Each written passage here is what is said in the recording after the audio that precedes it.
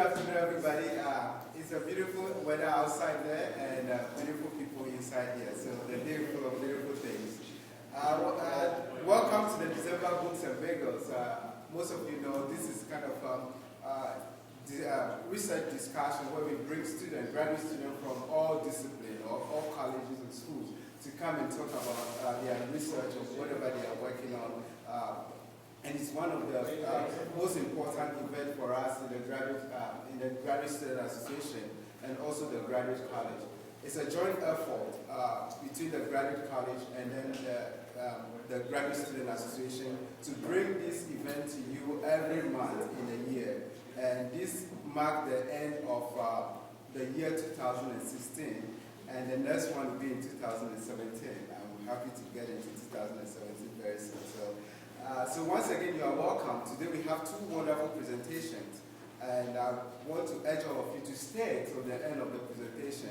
I'll introduce the moderator and he will take it from there. But once again, thank you for coming and we appreciate your presence here. Today our moderator is Associate Professor in the Material Science Engineering Department, and he is a researcher in his field, and today he will be moderating our presentation. So I want to introduce to you Dr. Christopher Wyatt to us. I have the easy role today introducing our wonderful speakers. I am coming from material science and engineering, so I know our first speaker very well, Katie Jo Sunday. She's going to be talking about authenticity personally and professionally. What we're going to do is hear from both of our speakers, and after they finish up, we'll take questions from everybody. So don't forget about Katie Jo when we get to question time, so keep those questions in mind. So go ahead, I'll turn it over to you. Well, thank you, Dr. Wyatt. As you said, my name is Katie Jo Sunday. I'm a PhD student here at Drexel Material Science, and I've been here for quite a while. This is my 5th year, actually. Hopefully I'll be graduating soon. My advisor wouldn't say the same. So today I'm actually going to be talking a little bit about my research because that's kind of why we're here, but also about something I recently picked up and feel very passionate about. Wrong button. Wrong button again. I'll just do that. So first I'll just discuss a little bit about my background, my personal interests. Authenticity is my goal today. And then obviously the boring stuff, my research. So first, I went to NYU for my bachelor's degree in mechanical engineering. I graduated magna cum laude, go me, and I had 3 minors, and I was a resident assistant. So essentially, I had no friends. Then I came here to Drexel, and I obtained my Master's of Science degree, and currently my PhD. Hopefully, I'll be graduating June 2017. And since I was about 7 years old, my sports number was always 17, so I feel like something's adding up here. And I don't know if you noticed, this is Katie Van Aken, one of the GSA members. So currently, I actually teach freshman engineering design, which is ENGR 101, 102, 103. We do a lot of pretty neat things. I don't know if anyone can see. This recent quarter, we did a Rube Goldberg machine, very elaborate task for something very simple. And then we do robots and bridge design, as well as in this picture. You can't necessarily see it, but we did cardboard skateboards, essentially making skateboards out of cardboard. Try it at home. It's pretty neat. Do it over Christmas time. And I also helped with the ASM Materials Camp. Oh, it does work. I also helped with the ASM Materials Camp for a few years. And this is for high school students, just to learn a little bit about material science, since it's not a major you hear very often, but it is the best one. So here's just a few things that I've been doing at Drexel. Now, the thing that I've learned more recently was actually at that's why I'm hitting the wrong button. Now I got it. Was at a conference called Out for Undergrad. So if you didn't know, hopefully you didn't assume, but I'm going to tell you now, I'm gay. And at this conference, it was for engineering students in particular, in the LGBT community. I was invited to be a mentor and on the graduate school panel. That's my ugly face with a microphone. And I really it really resonated with me, and that I definitely want to become a professor and a diversity advocate. So having this experience to go to, it was at Stanford, and to meet all these wonderful students definitely allowed me to kind of want to move forward in this community, I guess. But, so this kind of brings us to the point of authenticity. That was the major point of this conference, was discussing being your true self, and how can you be your true self in the engineering world. I actually see a lot of females here, so that's really neat. We all know in the engineering world outside of Drexel, it's very male dominant. So that's just one thing. Being your true self as being a female. For me, it's more related to LGBT, well, and female. But so just being authentic, I just want to bring this definition up for you to read. It's bringing every single part of your personal self. So your actions, how I'm presenting myself, the words that I'm speaking, as well as my amazing personality. All these things kind of make me authentic and make me who I am. So a lot of things kind of go into being your true self. I keep saying a lot of, sorry. Being honest is probably the biggest one for me. I truly believe in honesty. One of the best examples I can provide was when I first got here, one of my colleagues said, "Hey, do you and your boyfriend want to come out for drinks?" I was like, "No," but my girlfriend and I would. So it's just something, being honest and kind of playing on it, that really helped me kind of be authentic. And another thing is an appearance. So clearly I'm not in a dress. I do wear dresses, but today I felt I didn't want to. And a lot of the things that helped was my appearance in college. And believe it or not, I had long hair at one point. And my basketball team, you can't necessarily see it, that is me. My basketball team straightened my hair to go out one night, and 3 guys tried to hit on me. And I was like, hell no. The next day, I cut my hair. And I've been doing it ever since. So it was just one thing that personally I became happy with who I am and comfortable in my own skin. So it really kind of helped. And then I embraced my science side of me. This is a rainbow. Science and LGBT go together like hand in hand. And then I joined a gay softball league here in Philly. That was very helpful. And I also started coaching water polo. So all these things kind of came into play in who Katie Jo Sunday is. That's my real name, actually. And then I joined a gym and started doing strongman competitions. And I won my first event. And I also just kept in contact with my high school friends, because they were the ones that actually told me I was gay, for one, and really helped me become who I am.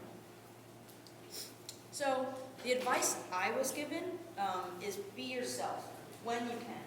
So don't necessarily go to your workplace and go into the stereotypes of what it is to be there.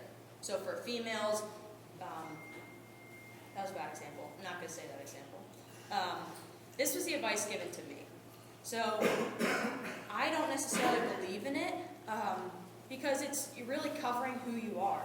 The appearance, I had long hair, so I would have covered who I was by not being my true self. So the advice that I give instead is just be yourself. No questions asked.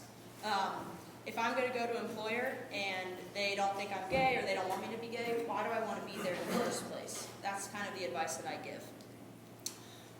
It's actually true that if a person, I'm talking a lot about LGBT just because that's how I identify, but just overall authenticity in a workplace has actually lowered stress, increased performance, and had greater job satisfaction in general.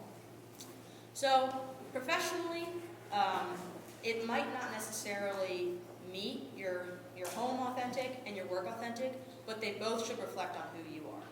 So kind of let that sink in. Work and home, they might not be the exact same person, but they should at least reflect you. In addition, authenticity is clearly credibility. You're not going to repeat someone else's research and put your name on it. So being who I am, I've been able to travel a lot here at Drexel, and that's been very nice. Recently, I've been to New Orleans for Halloween. That was a big mistake. And to Nashville, Boston, Las Vegas, and San Francisco more recently. So now to the boring stuff, my research. I actually work on soft magnetic composites. It's to improve electric motors. Essentially, we're using iron powder. I'll pass this around. If you can think of like this salt or sugar that you bake with, this is just metallic salt. So you can swish it around, and then when you apply a magnet, it becomes really cool and magnetized. I just thought it was neat. So you can pass it around. But so my research improves electric motors by actually coating that powder with ferrite material. So essentially, if you're taking a meatball and you toss it in flour, that's what I'm doing with my iron powder and my ferrite particles. Oh, that was me. So by using these powders, you can improve electric motors by reducing the manufacturing costs, reducing the overall material cost, and allowing for smaller designs and higher frequencies. So here are just a few of the applications. There's actually, if I can use the laser, an increase in the SMC market.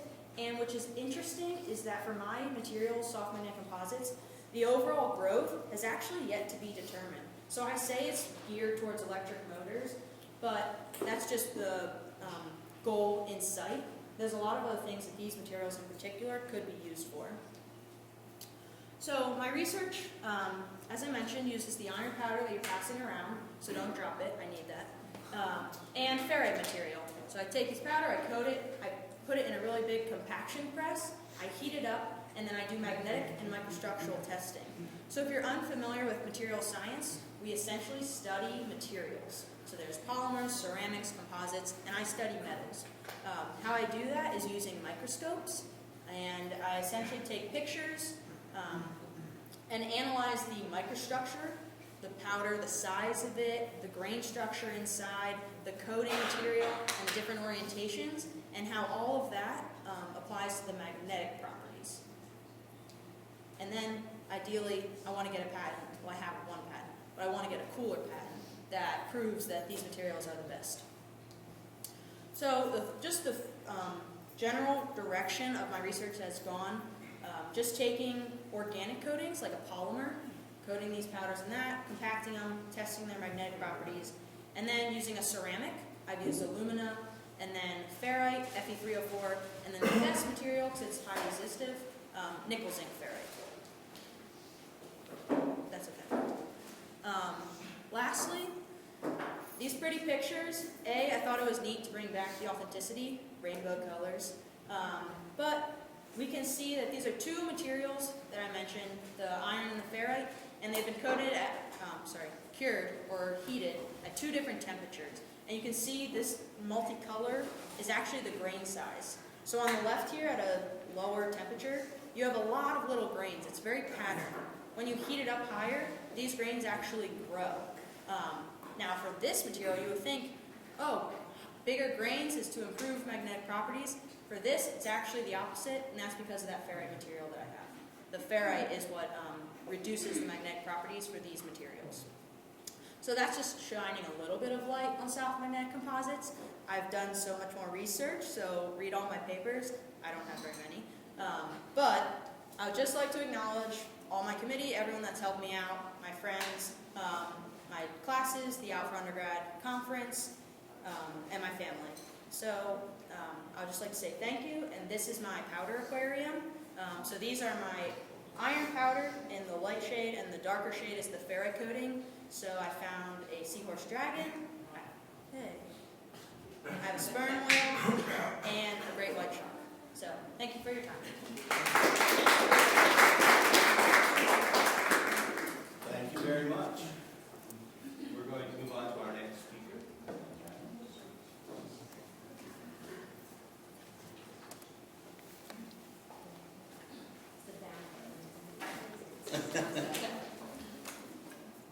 So, next I'd like to introduce Shadane Shah. She's going to be talking about achieving open, defecation-free communities in Zambia. I'll turn it over to you. Thank you. Hi everyone, my name is Shadane Shah. I am a second-year Master of Public Health student over at the Dorrance High School of Public Health. And today my topic is, as you mentioned, achieving open defecation-free communities in Zambia by using the community-led total sanitation method. So this past summer, I interned with World Vision through the Dornsife Global Development Scholars Program for 10 weeks. And World Vision essentially is a humanitarian organization that works in different sectors of public health. And that's anywhere from maternal child health to building rural water sites in rural communities. And just overview of Zambia. So Zambia is a southern African country. It's described to be very peaceful. From my observation, it was very peaceful as well. If you were to ask a local, they would say it's peaceful because the people are way too lazy to get into fights. And if you were to get in a fight, you were on your own because there's 72 languages and tribes. So who's going to back you up in that circumstance? Another thing about Zambia is it's similar to most sub-Saharan African countries where they bear the burden of water, sanitation, and hygiene issues. So upon the mid-2000s, open defecation, I'm sorry if this topic is like not sitting well with food, but open defecation was widely practiced in rural communities because of lack of monetary resources, poor infrastructure, and traditional indecent practices. So I was placed in Jakarta, Zambia through the program to work in the Mazimawe chiefdom. So my colleague and I, we looked at the outcomes of a community-led total sanitation campaign to reduce open defecation in the Mazimawe chiefdom. So the Mazimawe chiefdom it consists of 150 villages, and it's overseen by one chief. So 150 villages that have about 20 to 40 households per village, and each household or each village has one headman to oversee that village as well, and they're underneath the chief, just to get a little structure. So the community-led total sanitation campaign is what helped the Mazimawe chiefdom to become open defecation free. So community-led total sanitation is a behavioral change method that works essentially with the community or mobilizes the community to analyze and assess the water and sanitation situation of their village. And it's done in the presence of a facilitator.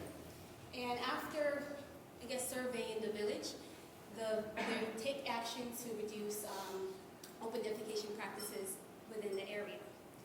So these activities are anywhere from walking through the village just to assess the water and sanitation situation with the facilitator, perhaps tracking back from a dump site to a kitchen or water source or the front door of the house. And this is essentially to evoke shame and disgust among the village members. And it's not necessarily bad shame. I'll get into what good shame is in the next slide. But this shame is essentially evoked in community members because they realize how much open defecation might impact their health and how your neighbor's open defecation practices affects you as well.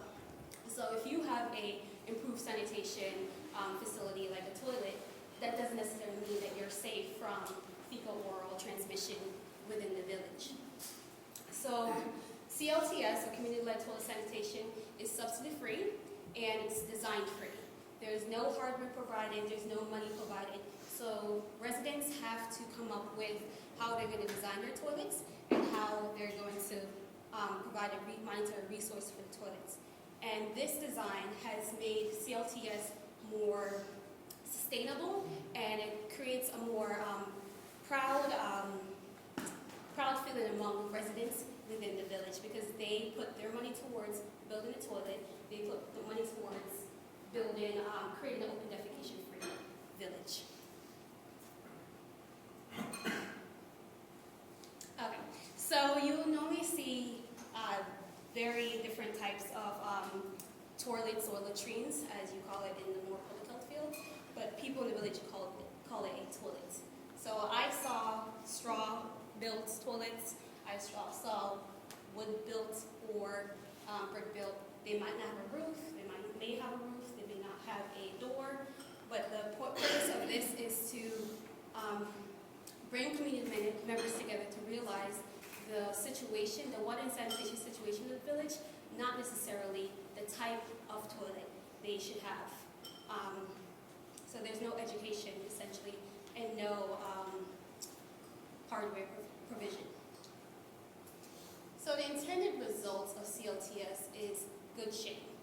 So good shame means self-awareness and realization of the practice of open defecation. It may lead to enthusiasm and change of the poor sanitation situation and a stop in open defecation. And it may provide the spark for change because it's done within the community, not necessarily someone coming in and saying that you need to change the way your village is set up.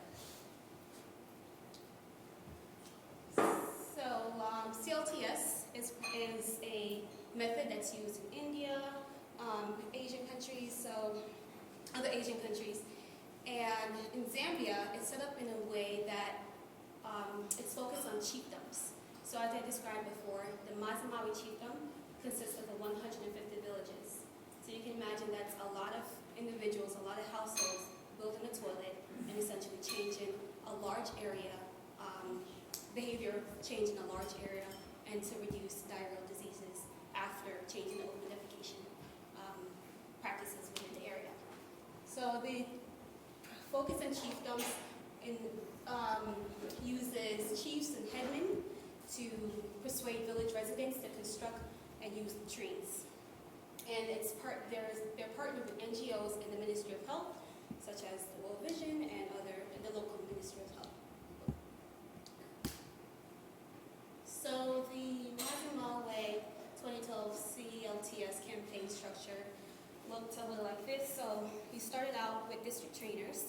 They were trained by CLTS providers or people that are proficient in CLTS method. And then the district trainers were to go out into the community and create sanitation action groups.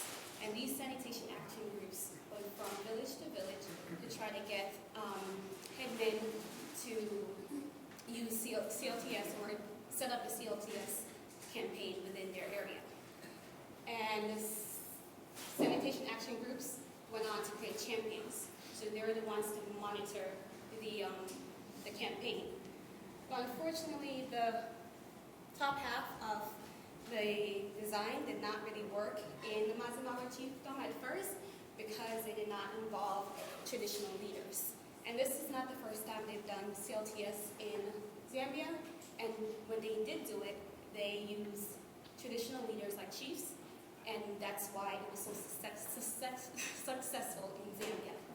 So they realized their mistakes and went back and involved the Chief Mazimawe, and he went ahead and created a law which stated that every household needs to have one toilet. And because of the structure of a chiefdom, he can also enforce the law. So with that law, he can create the punishment for people that violate the law, and he also provided a time frame in when you should have a toilet. Bye. And after he created law, he also created a task force. So the task force consists of headmen, and every village has one headman, and this headman is supposed to monitor the village and report violations. They also have other duties, but in terms of open defecation or creating toilets, that was their duty.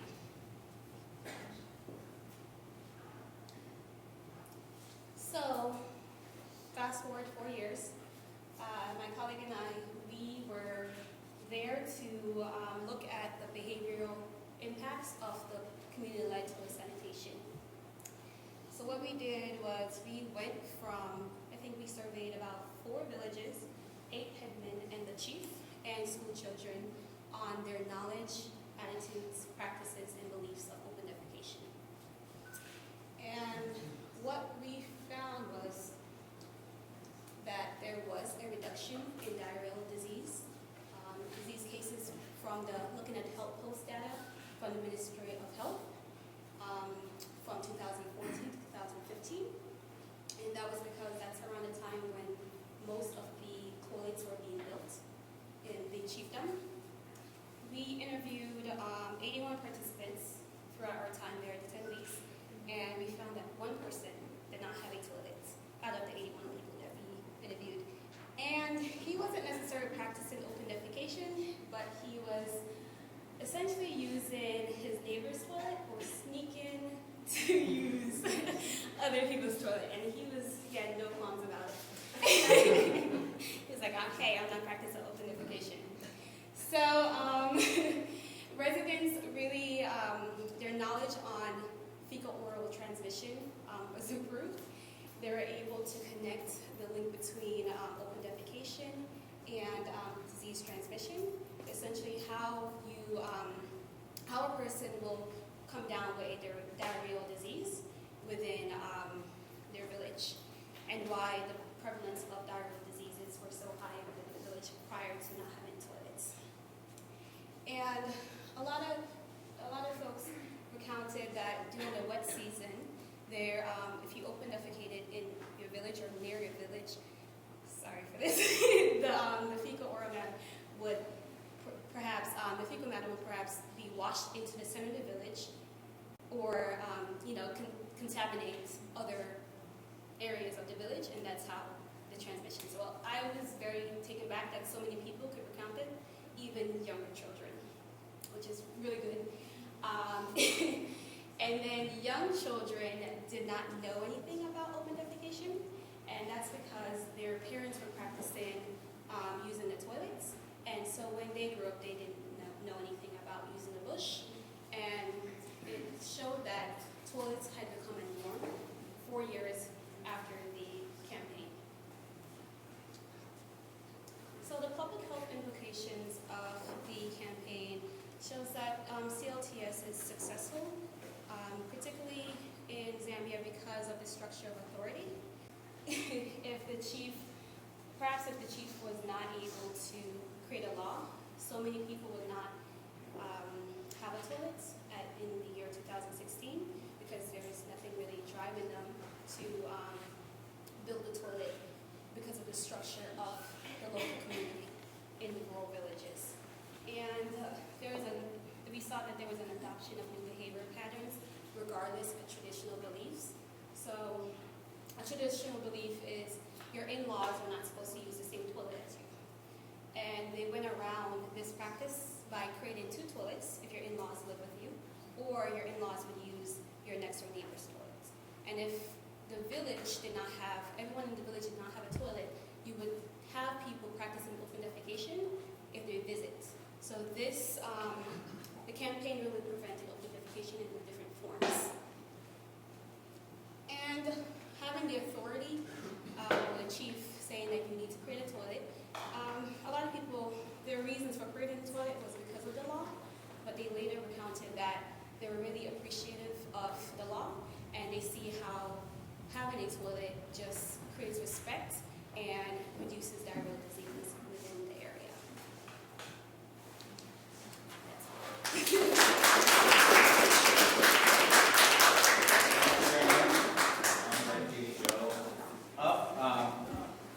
So I open up the floor to questions for our 2 speakers today.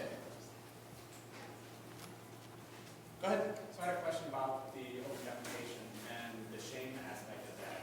So was part of the success and the laws that were created by the chiefs to shame people, or so do you think the shame played a factor in people no longer open defecating, or do you think it was a lot of self-interest or shame for the law?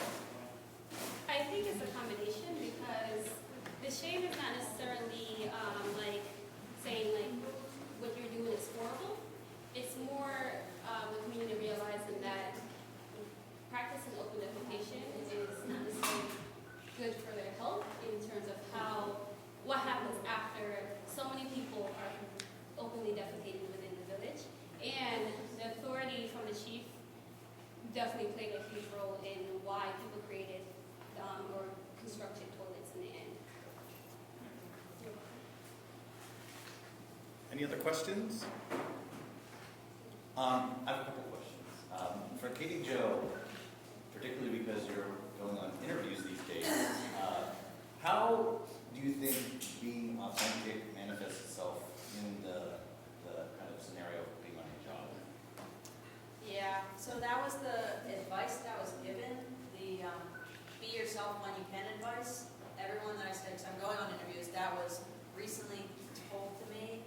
And I just think I don't believe in that because for me going on interviews, I'm going to bring up the fact that I want to be a diversity advocate. So I want to be a mentor in the LGBT community. So it's something that I'm going to maybe not be the first thing I talk about, but it's not going to be the last thing I talk about. So I think for me, kind of just showing all sides of Katie Joe Sunday is going to help me in my interview process, if that helps answer. Thank you. Go ahead. I have a question for Shadane.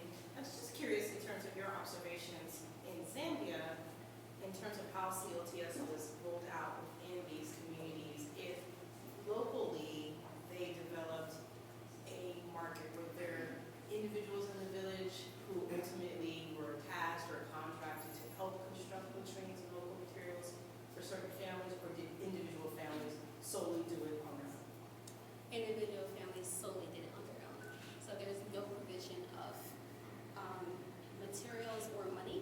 So what we found was while we were talking to residents, they often ask if they can have cement, or because World Vision is a NGO, they recognize that they probably provide certain resources.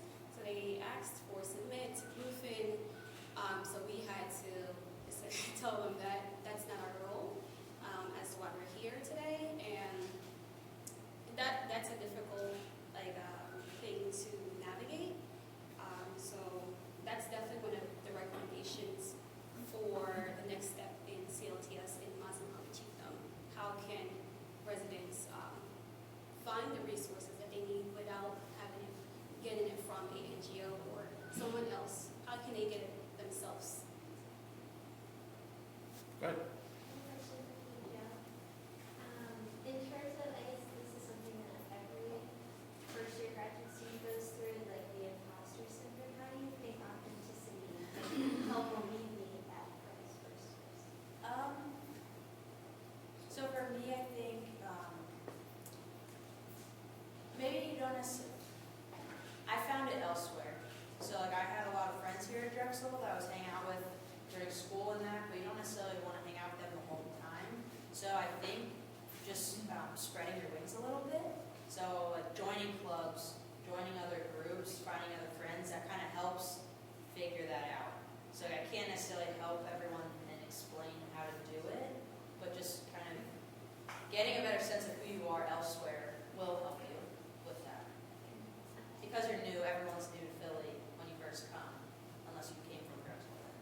But everyone's in the same boat, so. Good question. Sure, go ahead. So for the village, do families own each their own land, or is it more individuals? Because I know a lot of philosophies regarding like resource ethics stems from owning your own land or having more communal lands where you have to be responsible with things because you know everyone's sharing it. I don't know how this would relate into you said that people were more conscious when they realized what they did was affecting the water. Do you think that stems from how the community's set up in terms of how we divide land? Yeah, definitely. So it's communal. So I didn't get into who owns what, but based on how the villages are set up, it's you have a center and then the houses are around. So you'll have one area that's after the campaign was swept clean, and so children play in the middle, and it's set up different for different villages within the chiefdom, but no one really owned their land. So what you're naming it essentially is up to you as well, because it's no division in terms of fencing. Any other questions? Sure. Maybe you mentioned this is for Shalene. Did you know you wanted to go into that, or did the project appear and you signed up for it? Or were you always like, this is what I want to research? Definitely not. The way the program's set up, you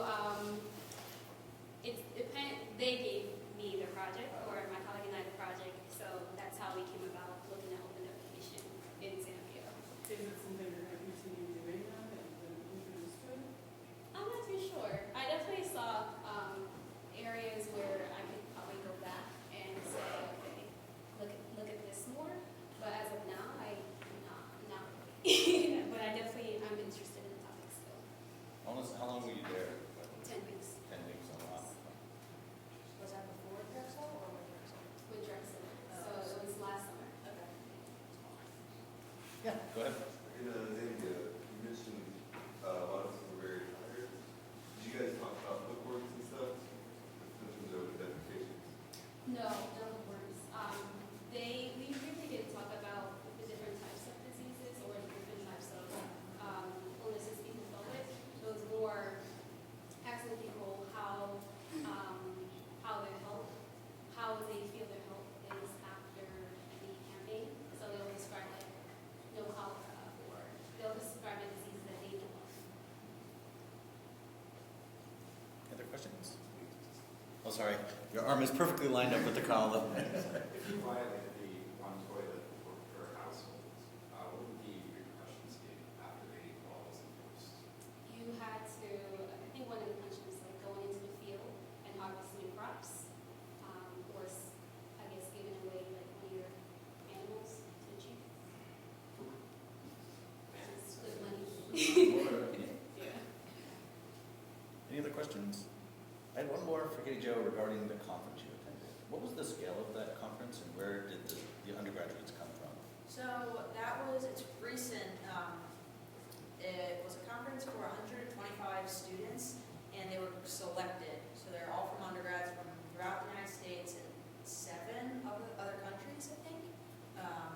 And they had to apply, so they were one of the top in their schools. All these students were intelligent. They knew more than I did, and it was really neat. So it was about 125 students, and then all different, Apple was there, Texas Instrument was there, Siemens, a lot of different engineering colleges as well, MIT, Stanford, obviously that's where it was, and then Drexel, we were asked to go as well. So it's kind of to help, they were all juniors and seniors, to help them decide what they want to do in life. So a lot of them wanted to go into grad school, and a lot of them wanted to go into industry and make money. So it's kind of to help them figure out how to be themselves in the next step of their life. Did they have to pay their way or? No, everything was paid for. Every single thing from the time they stepped out of their door, their taxi to get to the airport, to their taxi to get home. It was incredible. I didn't give any money, but it was pretty. Awesome. Yeah, Go ahead. I was gonna say, I have a question, and you kind of led me into, I was thinking about it, and I found my formulated question. But like a few of the companies I work for, they want to get more diversity in engineering ranks, especially like women and GLBTQ, Yeah. like minority ethnicities, and like, what do you think is a good strategy for recruiting more diverse people into engineering? So that's a great question, and that's true. A lot of companies are getting into diversity. That's their big new thing.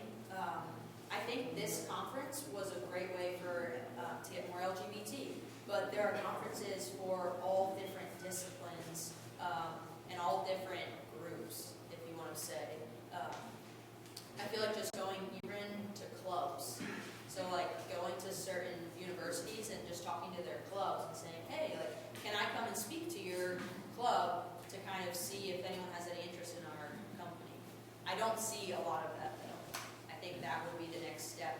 So it's something for us all to keep in mind, since we are essentially grad students that when we become an industry, we can then give back and say one way to get diversity into the workplace is by doing something like this. There are also a couple sort of nationwide organizations on the LGBT side where they have national conferences that bring, I've been to one of them where in all kinds of industry go to those conferences, again, supporting at least that angle of diversity, but it's a big deal for all companies. Any other questions? I would like to thank our speakers one more time. And I'm sure they'll be happy to answer other questions if you would. All right. Thank you so much for the presentation. Just to add to that, I was also in Zambia on the same program, and the director of Global Health, Public Health Initiative, Dr. Marquez, is here, and she is the director of that program, and the assistant is also here, Mr. Chris Robinson.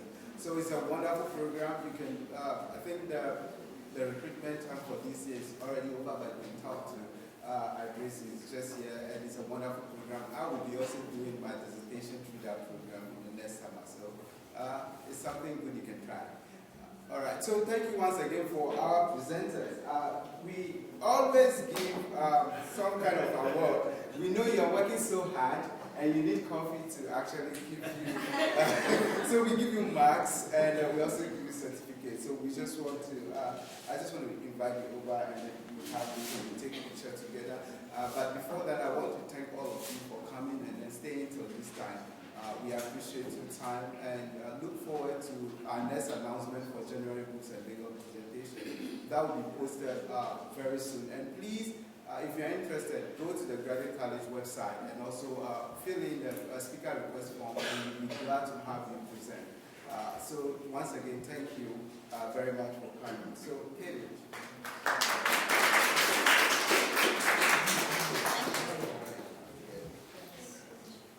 And today.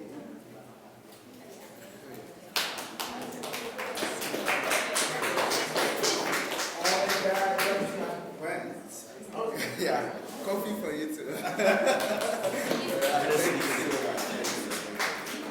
All right, thank you. I'll just have a group chat with presenters and moderators. Thank you.